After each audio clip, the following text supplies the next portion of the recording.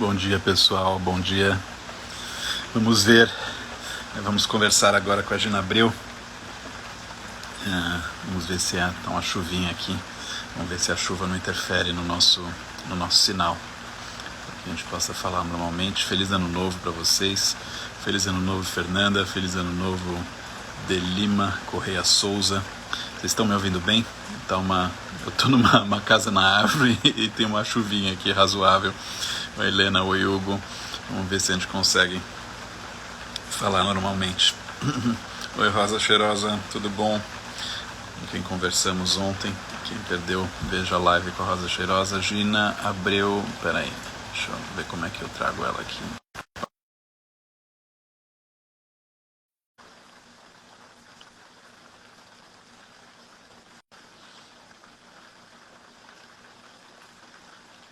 Oi, Ronaldo, tudo bom? O Ronaldo está no Espírito Santo, acho que a Gina está no Espírito Santo. Olá, bom dia. Tudo bom, Gina? Bom dia. Bom dia, aqui tá um sol gostoso. Ah, poxa, cara errado. Eu tô muito feliz de estar aqui, sabe, João? Ah, é? Conta mais. Eu não conhecia você, conheci pelo Instagram e assim, já virei fã. Ah, conta um pouquinho de você. Eu sou ceramista, né? Virei ceramista depois de um tempo. Na verdade, assim, eu sou bancária aposentada. E aí, em 2007, eu tive um piripaque, fui parar no cardiologista, e aí ele me falou, olha, você tem que reduzir suas atividades em 50%, fazer uma atividade física e arranjar um hobby. Assim, eu trabalhava no banco e era coordenadora de uma ONG dos empregados, né, do banco. E realmente era muito serviço. E 3 filhos adolescentes, me dando muito trabalho, aquelas coisas, né? Da vida doméstica, né? E profissional. De nós, mulheres, né? A nossa dupla, tripla jornada. E aí eu não consegui reduzir minhas atividades. A única coisa que eu consegui fazer do conselho dele foi arranjar um hobby. E eu fui para cerâmica, né? E nunca mais saí da cerâmica e também nunca tomei remédio para pressão. Ele falou, você não é hipertensa, você está passando por um estresse e vai sair, mas você tem que fazer isso. E foi super legal. Então a cerâmica para mim, né, é um remédio, é uma cura, né? Com a pandemia também, eu morava em Vitória, né? Eu, meu marido, meus filhos. E com a pandemia, a gente ficou com muito medo, né, de pegar a Covid e a gente veio para a praia, né? Iriri, que é um balneário pequenininho no Espírito Santo, né? De Anchieta, ligado ao município de Anchieta. E no início eu fiquei meio deprê, fiquei triste, né? Porque minha família, meus filhos, meus amigos ficaram em Vitória e eu tava aqui meio que só eu e ele, né? E minha neta também veio, criança. E eu fiquei muito estressada, muito triste, que serviço de casa ele não me representa, né? Vamos dizer assim. E eu fiquei muito triste. E o que me levantou foi uma amiga me ligar e falar, Gina, vai ter um edital de cerâmica, entra, né? Coloca alguma peça sua e tal. Eu não estava muito afim, mas fui ler o edital. E aí, quando eu li o edital, eu fui me animando e tal. Aí eu já comecei a fazer o projeto, não tinha muito papel, né? Coisas assim na praia, né? Que você não... Aí peguei um papel branco que tinha aqui de um caderno antigo, fiz o projetinho e mandei para Cibele Nakamura, né? Que é a ceramista, né? Que promoveu, né? O edital. E aí meu projeto foi aprovado, aí enlouqueci, né? Aí comecei a trazer minhas coisas, meus filhos trazendo argila para cá, minhas ferramentas. Aí foi super legal, eu não parei mais. Agora aí eu comercializo minhas peças numa loja muito bacana aqui, uma loja de artesanato e artes, assim, muito legal. Eu estou feliz, estou bem feliz aqui. Eu acho que é interessante você falar relação entre Eu não tô entendendo o que você está falando. Está picotado a sua fala. vamos ver se melhora, Agora, deve chegar um pouquinho mais perto. uhum. Interessante essa fala, é a relação das aulas que a gente tem. Então, quando eu me aposentei, eu quis voltar a estudar. Aí eu quis voltar para a universidade e eu fiz Enem, vestibular, né? E passei para artes plásticas. E aí eu concluí a artes plásticas depois, né, de aposentada. E aí, a arte contemporânea é uma incógnita, né? Que a gente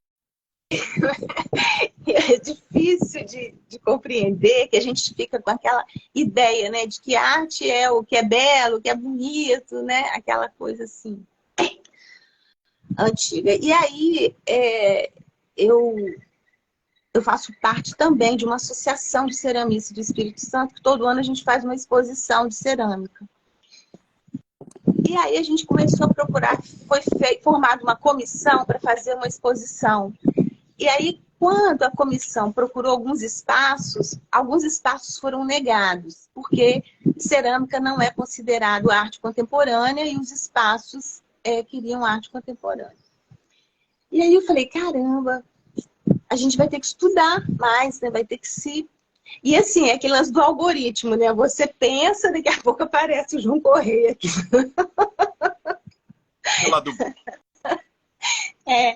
Aí eu fui e falei, gente, eu vou fazer esse curso. E aí eu comecei, só assim que como eu tenho assim, muitas atribuições, muita coisa para fazer, serviço de casa me deixa um pouco meio assim, desorientada, vamos dizer assim.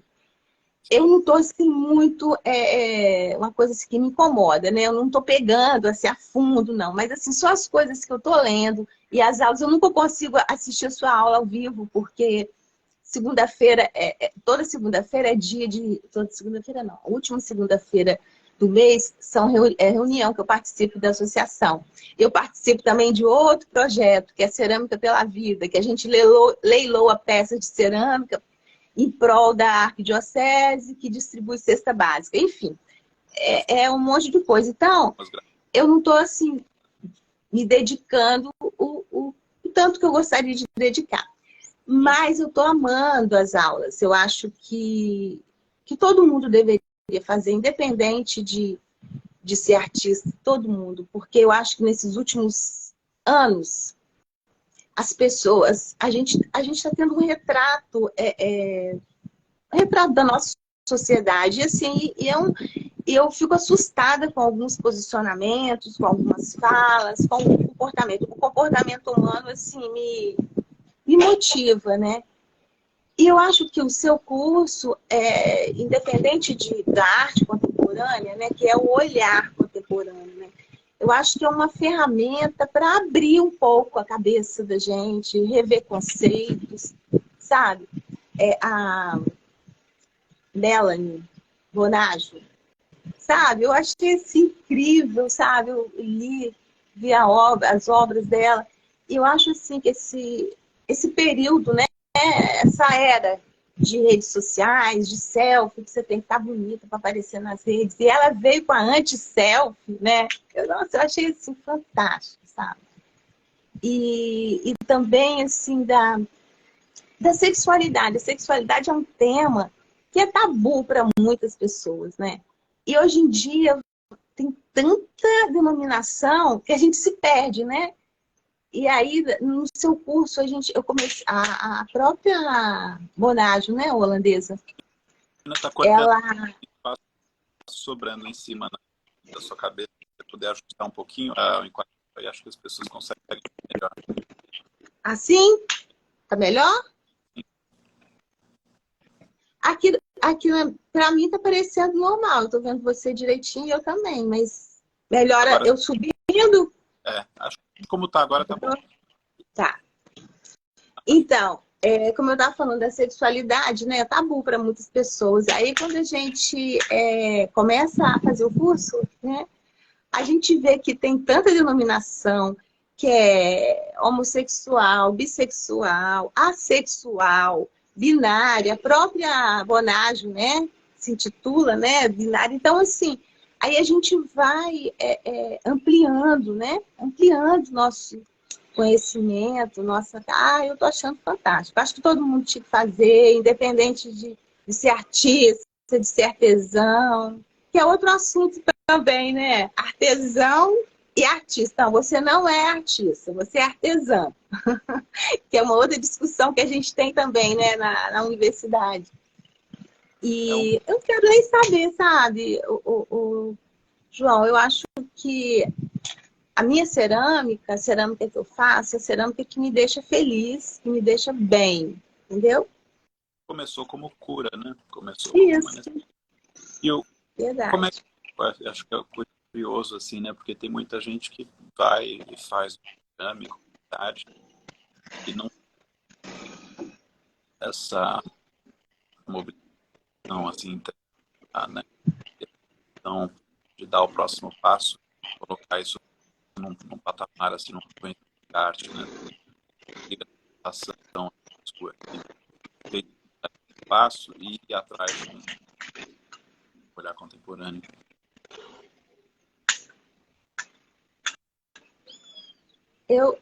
A sua fala, ela tá saindo picotada para mim. Ah, Aí eu não estou conseguindo entender assim o que você está falando. eu ia te perguntar de onde veio essa inquietação de veio de cura para um hobby, e de um hobby você falou que era situado como arte contemporânea. Quando você começou a Porque, como eu faço cerâmica há muito tempo, a gente vai se... É uma inquietude que a gente tem, né? De querer fazer coisas diferentes, de querer, sabe? Aprender, né? Transcender, né? E assim, esse esquema aí da negação, tipo assim, não, cerâmica não é arte contemporânea. Vocês.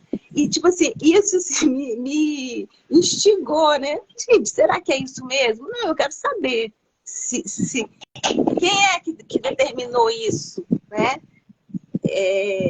Quem é que determina, né, determinadas coisas. Então, assim, por conta disso, eu estou procurando respostas. a turma, né? Então você já está quase concluindo o curso, né? Não, eu estou super atrasada.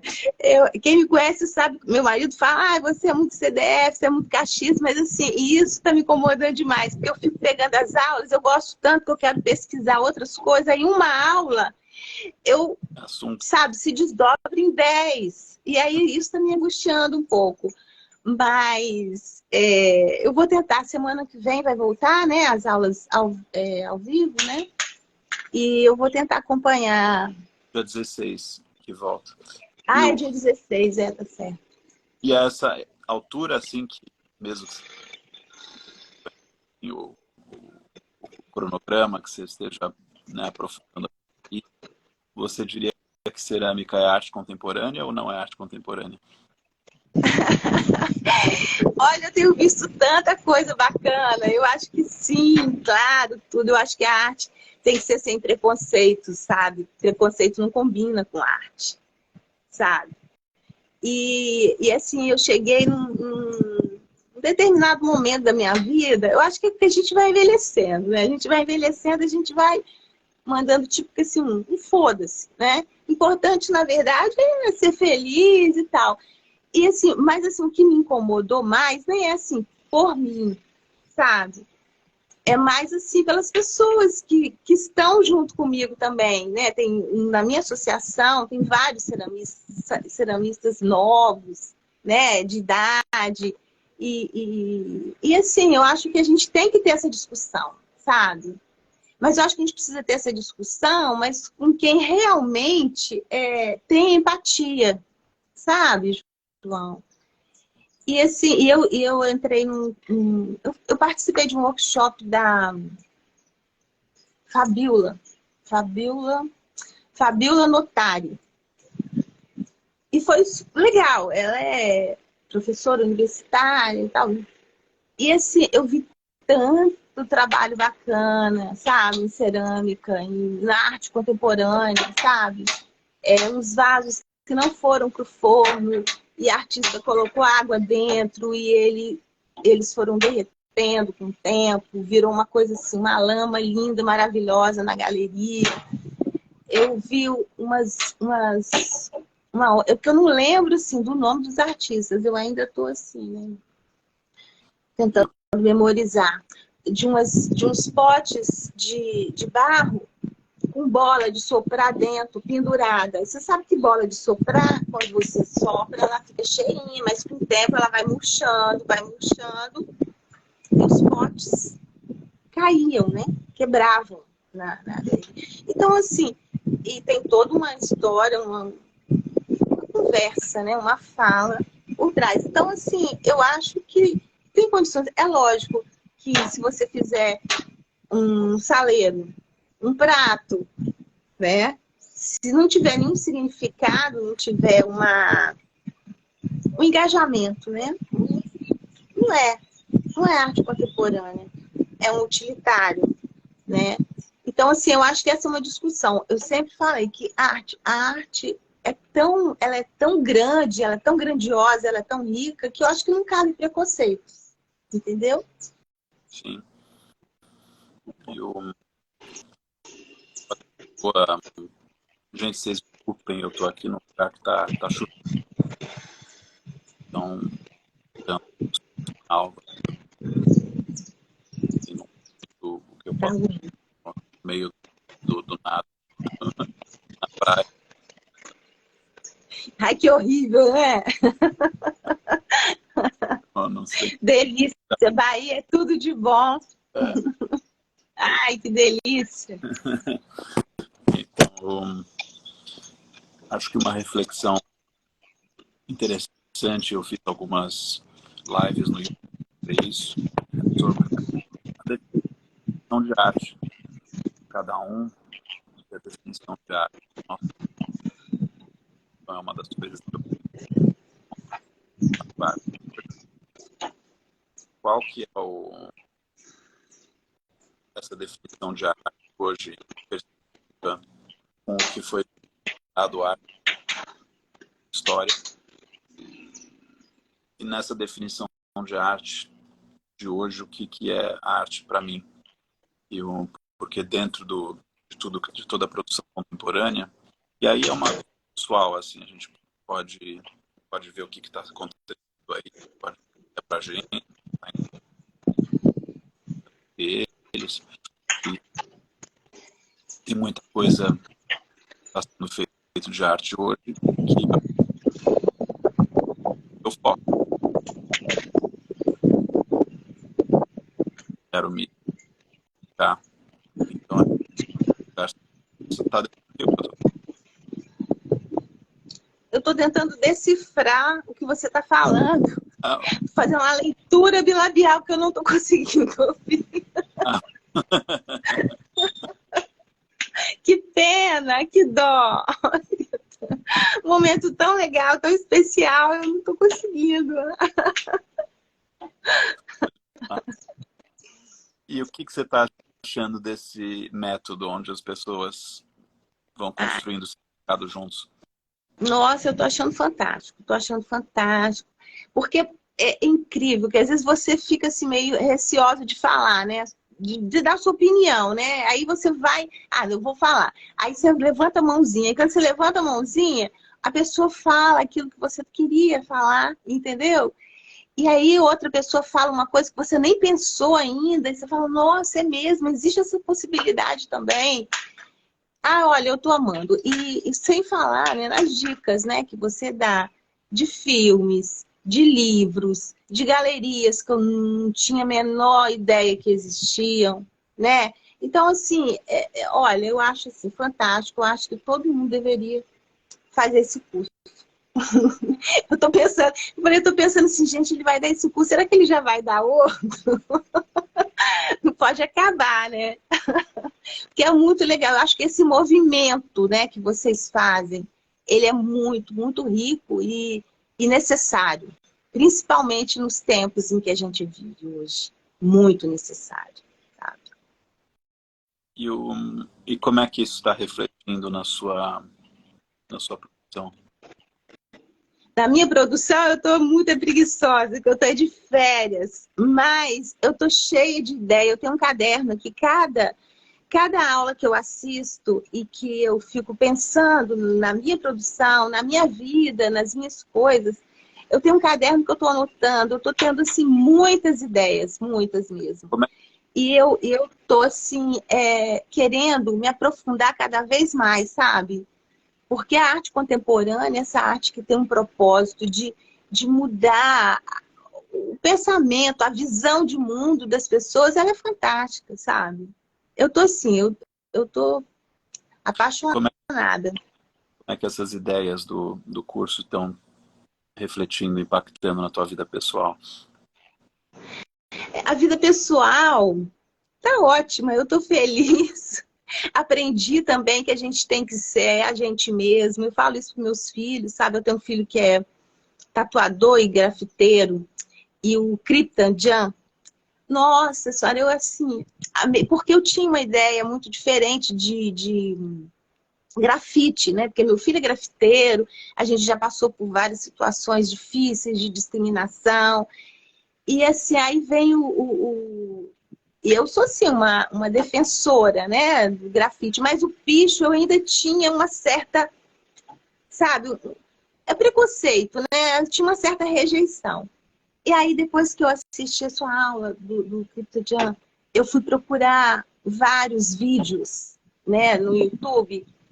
Gente, aquilo ali é um grito. O picho é um grito dos excluídos, é um pedido de socorro. Olha, eu tô aqui, né?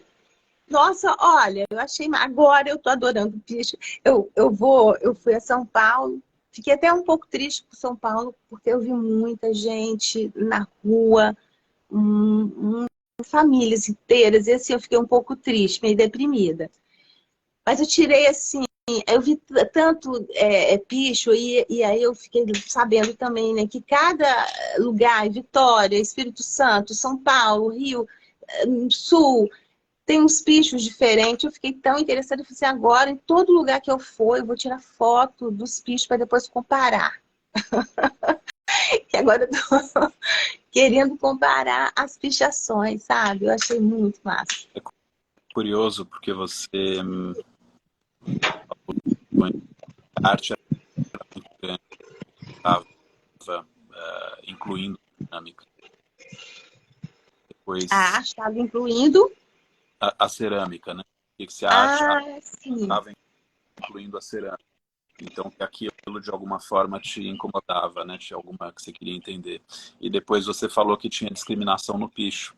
Então, né, ela é tão grande, que ela não inclua a cerâmica, você mesmo estava estudando uma parte dela. Isso.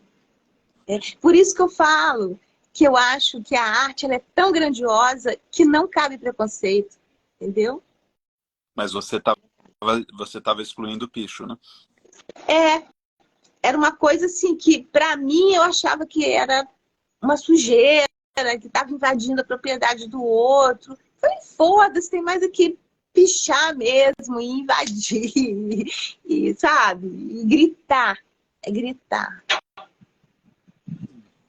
E fora Melanie Bonaggio, que outro artista e o CryptoJam, alguma outra obra?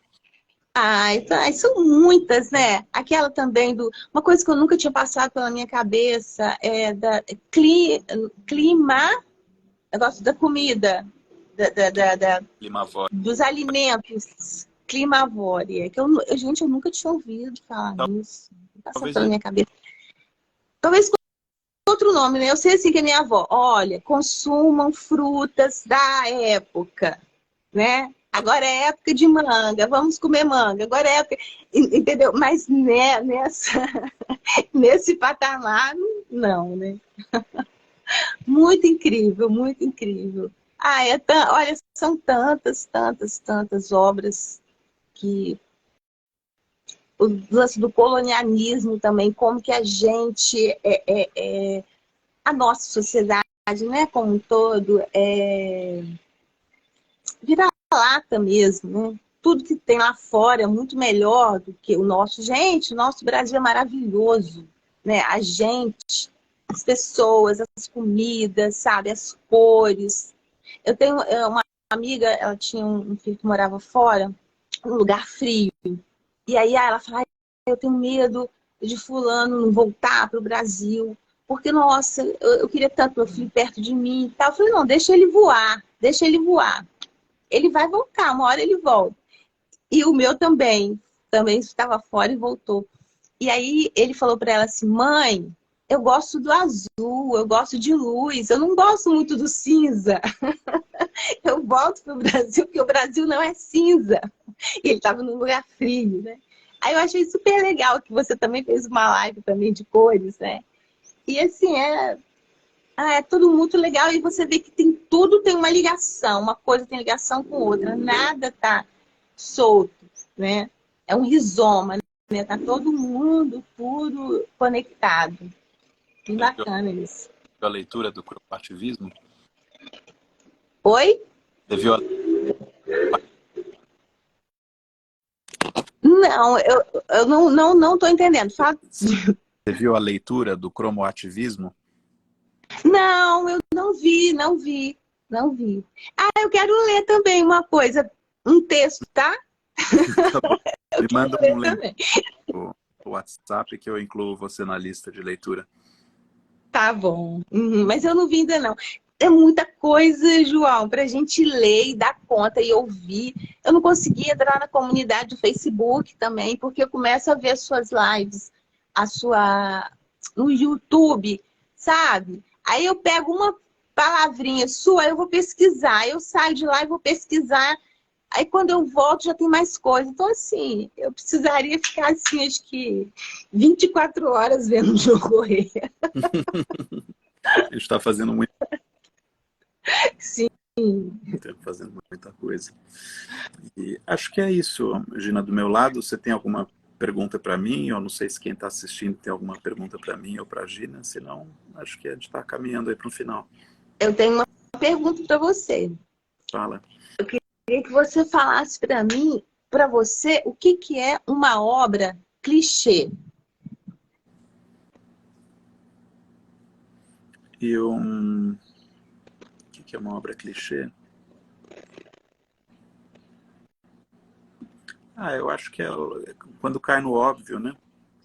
Eu tinha um professor de literatura que falava que o poeta iniciante compara a chuva com o choro da natureza. É um primeiro passo à criação que cai no óbvio, né? Sim. Talvez tem muito escrito sobre isso. Tem. Não sei se eu Eu estou gostaria. confundindo. Escrito sobre o kitsch, mas kitsch acho que é outra coisa. O clichê, eu tenho um autor chamado Robert McKee. E Deixa ele eu tem anotar. isso Robert. tem Robert McKee, acho que é McKee. Uhum. E ele tem um livro chamado Story, acho que tem em português chamado História. E ele é um dos maiores professores de roteiro de Hollywood. E apesar de não ser nas artes visuais, eu aprendo muito com essa interdisciplinaridade, assim, né? Às vezes tem coisas que são muito bem ditas em outros setores, eu leio com certo distanciamento, uma certa abstração para trazer isso para as artes. E ele tem ótimos capítulos sobre o clichê. Então, ele fala que o clichê, às vezes, é um passo criativo, assim, de um amador, né? Alguém que não entendeu ainda, assim, o processo criativo. Às vezes ele acha que o clichê é o resultado de uma criação sem referências, né? Quando você não tem referências. Ou às vezes que é uma maçaroca de referências com um desejo de inovar, mas sem um método ali de como arquitetar a inovação entre as referências e o nosso desejo de inovar e a nossa contribuição pessoal, aí você cai num clichê, né, que é um artista iniciante que, né, de cara faz uma paisagem, ou faz uma mandala, ou faz uma... Né, aqui o Emanuel perguntou a diferença entre clichê e kit. Eu acho que o clichê, eu estou improvisando agora, assim, um pouquinho de experiência, de coisas que eu li, não sei se é clichê, um pouco isso que eu estava falando a partir do Robert McGee, que é uma criação meio óbvia, e que já foi muito feita, né? Um poeta iniciante, para comparar a chuva com o choro da natureza, assim, uma coisa que já foi muito feita. Né, uma pessoa que chega e faz uma ilustração e fala que aquilo representa os sentimentos dela, é uma coisa assim que, né, se você aprofundar, se você referenciar, e é isso que é importante, né? Eu estou até aqui com alguns amigos de férias e a gente estava discutindo a importância da história no geral e da história da arte em específico, né? A história te permite que, se você tem conhecimento dela, de você não reinventar a roda, né? Você não tem conhecimento da história, um monte de gente chega para mim e fala: não tem nada de interessante acontecendo na arte contemporânea. Eu falo: puxa, você não acha que o Bruce Nauman é interessante? Não conheço. Então é porque a pessoa não fez uma lição de casa base. Na arte contemporânea é tudo bobagem, é tudo superficial. Puxa, você acha que a Laura Lima é superficial? Não conheço. Então esse conhecimento histórico te permite entender o que já foi feito, o que está acontecendo, para você poder se situar. Sem esse conhecimento, tem uma chance grande de você produzir um clichê, assim, uma coisa superficial, uma coisa rasa, uma coisa que já foi feita, né? O Kitsch tem muita literatura sobre o Kitsch. Acho que era o Greensberg que escreveu muito sobre o Kitsch, acho que Kunz fala muito sobre o Kitsch. O Kitsch, eu acho que já tem a ver com uma crítica temporal, né? Acho que o Kitsch tem uma recuperação de algo histórico ou de algo comercial, assim, né? Quando você chega e você vê são perguntas assim, que eu precisaria pensar um pouquinho assim para responder, ou talvez fazer um pouquinho de pesquisa, assim, que parecem fáceis, mas elas não são tão fáceis. O Kitsch tem um pouco a ver com, né, você pegar e colocar um pinguim em cima da geladeira. Eu pensei em pinguim. Você falou, eu pensei em pinguim em cima da geladeira, você faz aquela jarra de abacaxi de plástico. Uma jarra de abacaxi de plástico. E o Jeff Koons é brilhante, porque ele pega o Kitsch e dá ao Kitsch um status de arte erudita. E aí muita gente não entende, né, quando ele vai e faz aqueles cachorrinhos de pelúcia gigantes, né, aquelas coisas. Qual é o artista que você falou que eu não consegui? Jeff Koons. Jeff Koons. Tá. Quando ele faz um cachorrinho de pelúcia gigante, alguém menos erudito, assim, menos, né, que não tenha pesquisado, acha que ele está fazendo Kitsch. Mas, na verdade, ele está criticando a relação com o Kitsch que um certo segmento da sociedade tem. Então, né, por que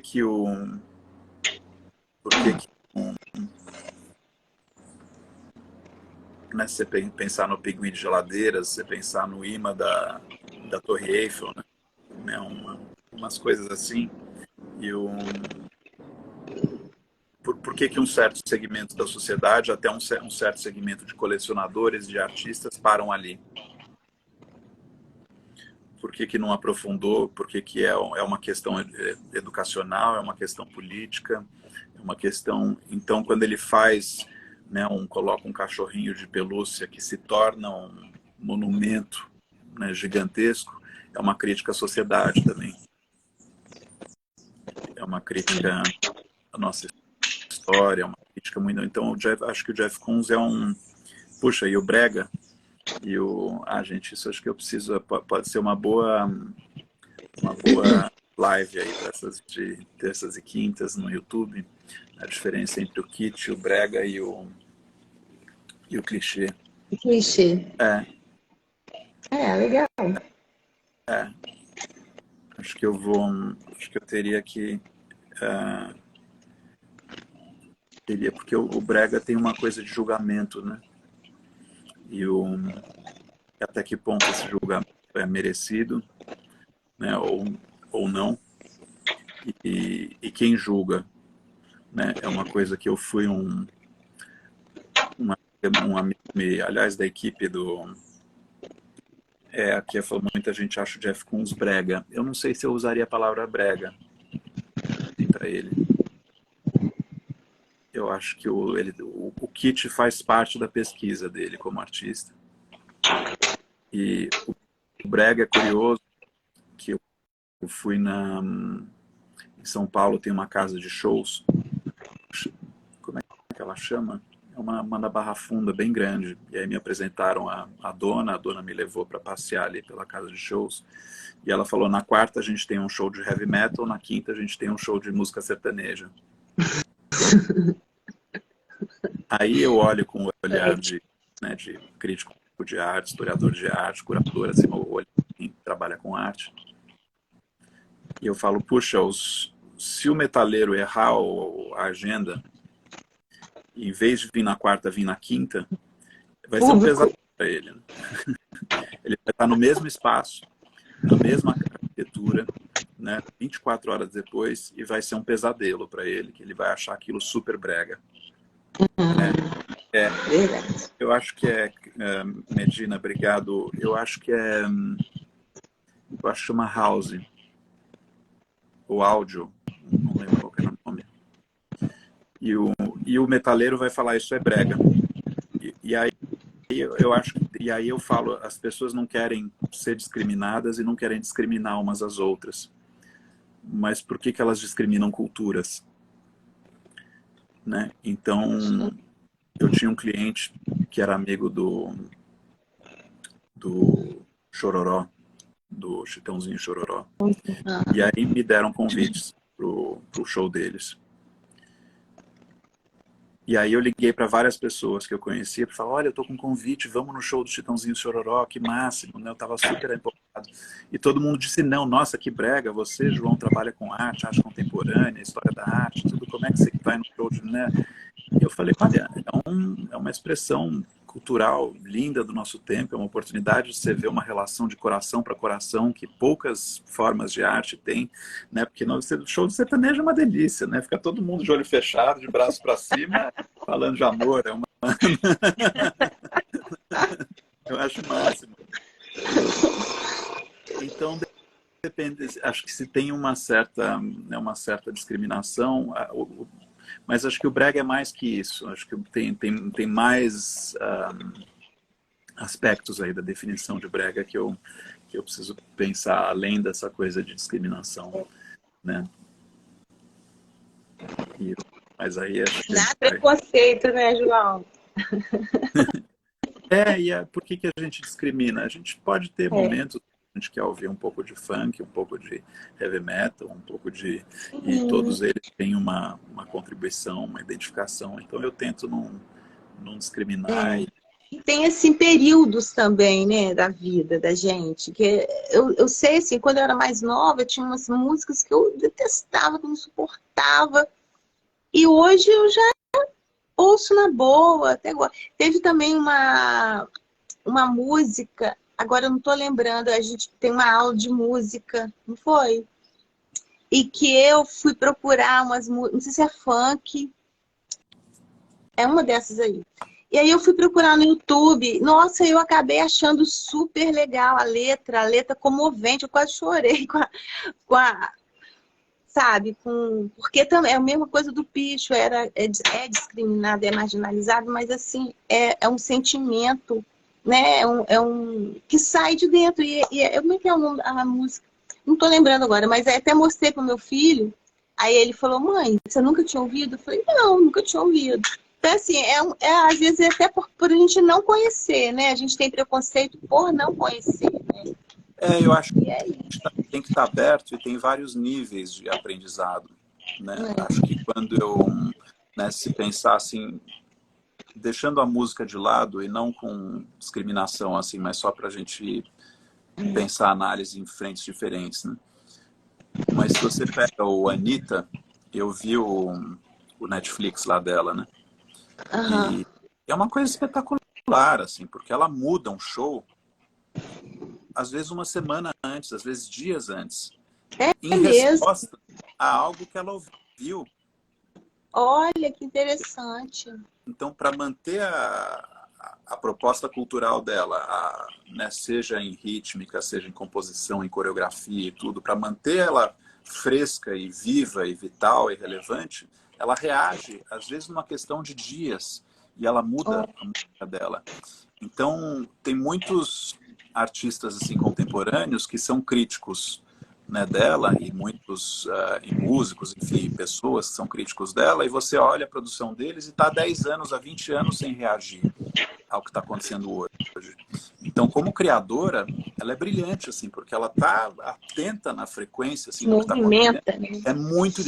Eu fiz dança por 3 anos, assim, é muito difícil você, porque o corpo tem uma certa memória, uma certa inteligência, né, corporal, assim, e é muito difícil como bailarino você fazer uma coreografia para uma música à tarde e uma outra coreografia para a mesma música à noite.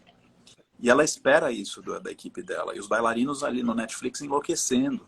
Porque é uma coreografia mais sensual à noite para o público adulto e uma coreografia adequada para um público mais jovem à tarde.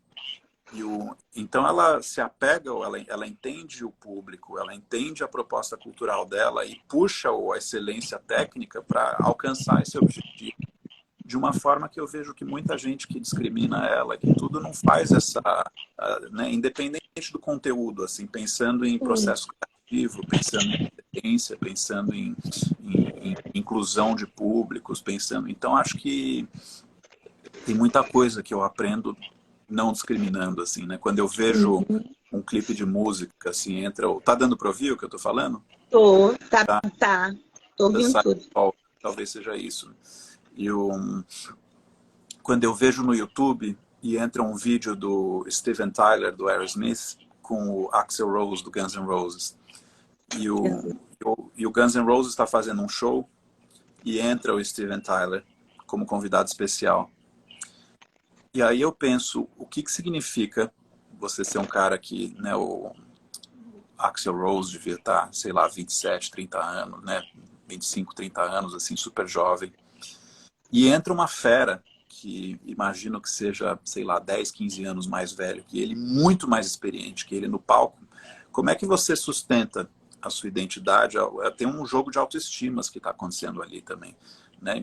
Imagina você tá né, você está fazendo uma exposição de cerâmica e de repente surge uma oportunidade de você ser exposta do lado da Erika Verdun. Tem uma coisa, até que ponto você vai se sustentar, até que ponto você vai aprender com ela, até que ponto esse aprendizado é uma influência saudável ou é uma influência descentrada, né, deformada. Então quando eu, né, acho que retomando a questão do kit, do brega, né, então acho que por não considerar, né, por tentar ser inclusivo e não, né, não julgar como brega rápido e ver o que a gente pode aprender, né, eu acho que muita gente que está nas artes, não, é heavy metal, não sei o que, não olha, ou hard rock, né, ou laturas, e eu tento estar aberto e tirar o melhor, assim, do que a gente olha e a gente pode aprender com ela. Sim, nada de preconceito. Né? Gente, deixamos levar aqui, mas acho que a gente precisa encerrar. Eu tenho uma outra conversa agora, meio-dia, com uma outra colega aqui. A gente tinha muita gente para falar e acabaram marcando uma depois da outra. E eu preciso de uns 10 minutinhos aqui para fazer algumas coisas. E, Gina, super obrigado aí pela conversa. Eu que agradeço, foi show. Quem estiver assistindo aqui, a gente tem a Semana do Olhar Contemporâneo começando na segunda. Quem quiser se inscrever, o link está na bio.